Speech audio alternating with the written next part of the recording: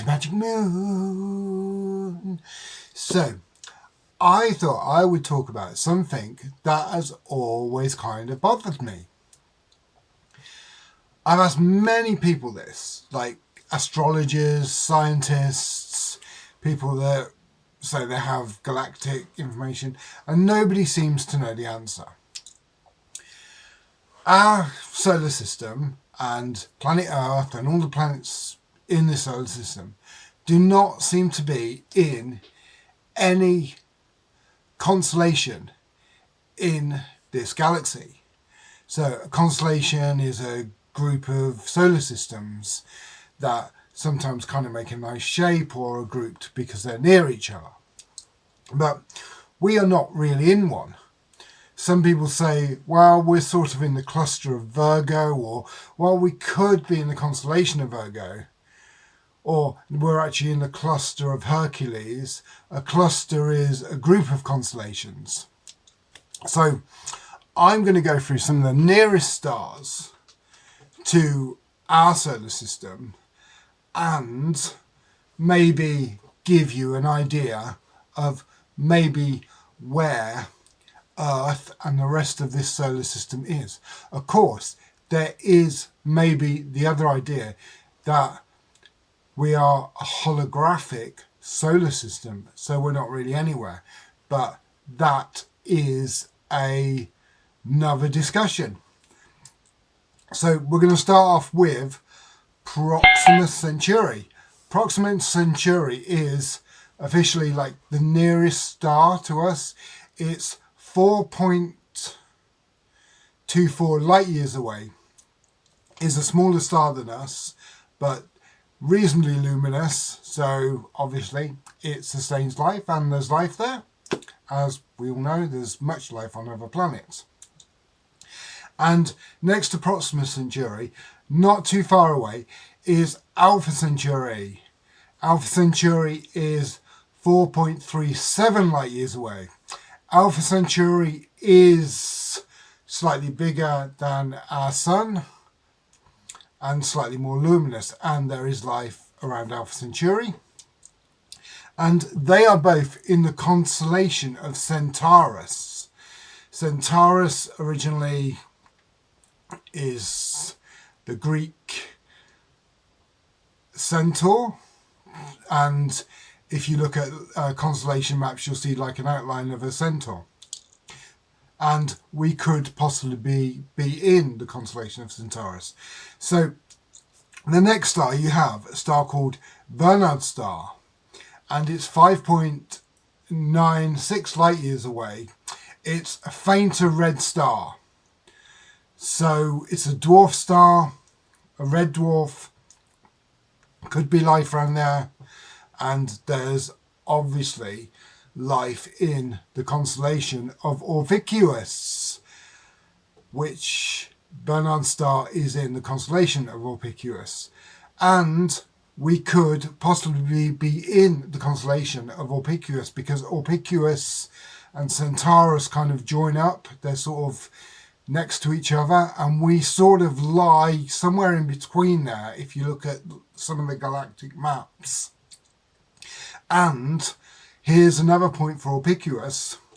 If anyone knows astrology, we go by 12 astrology signs, but there is a new astrology sign, and some people say that we're meant to have 13 astrology signs, and the 13th sign is the sign of Orpheus. So that could mean that we are more in the constellation of Orpheus. So next we have a star called Wolf 359. It is 7.78 light years away, and it's in the constellation of Leo. So that's a kind of an interesting star, because if anyone watches Star Trek or knows Star Trek, and there is a lot of truth in what Star Trek has said, because I believe Star Trek is based on real stuff.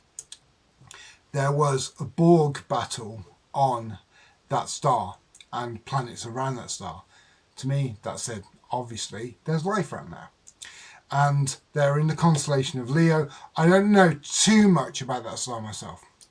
So next we have a star called Lande 21185. I'm actually reading from that. And that's 8.29 light years away. And it's in the constellation of Ursa Major. And that's a faint red dwarf star as well. And there's many planets and stars around Ursa Major. And it's possible we could be in that constellation too. So next we have a star that everyone knows about, one of the brightest stars in the sky, Sirius. There's Sirius A, Sirius B, and possibly Sirius C, or Sirius C could have actually been thrown out of its orbit and could be part of the Planet 9, the Nibiru system that, you know, many people talk about.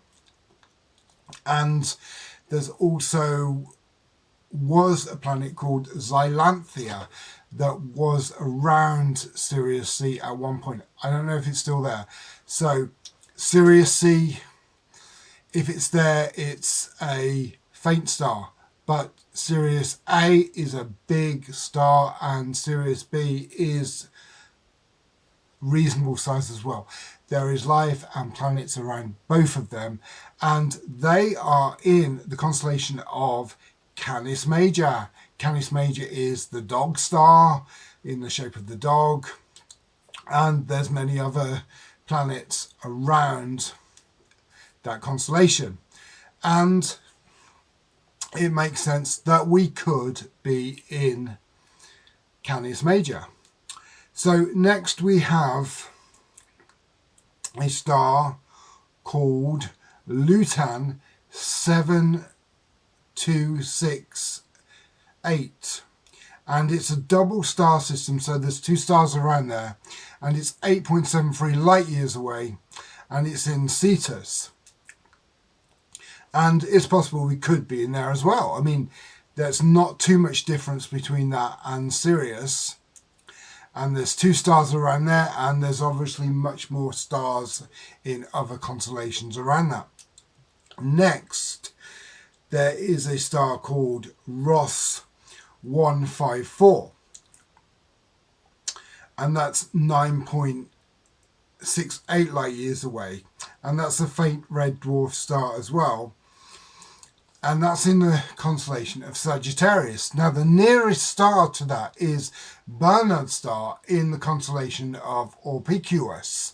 So it doesn't always kind of add up that your nearest star is going to be in the same constellation.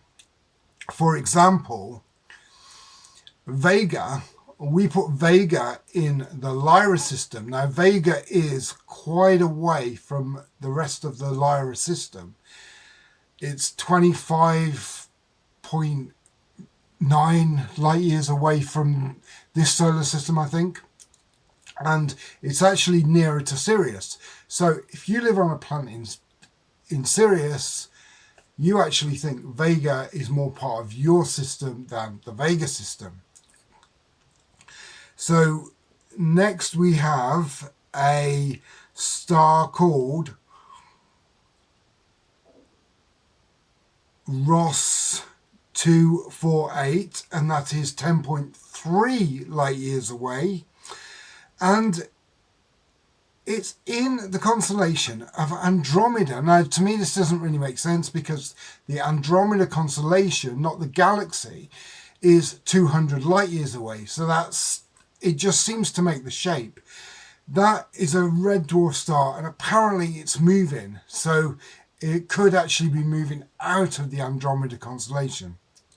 So next we have, and the 10th nearest star is Epsilon Eridani, and it's 10.52 light years away.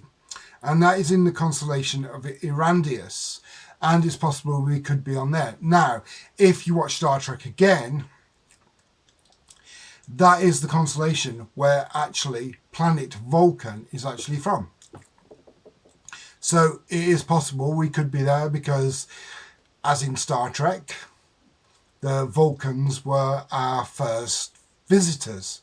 So is that saying something? Possibly. So my opinion is, if I had to put us somewhere, I would probably put us in either Centaurus or Ophiuchus.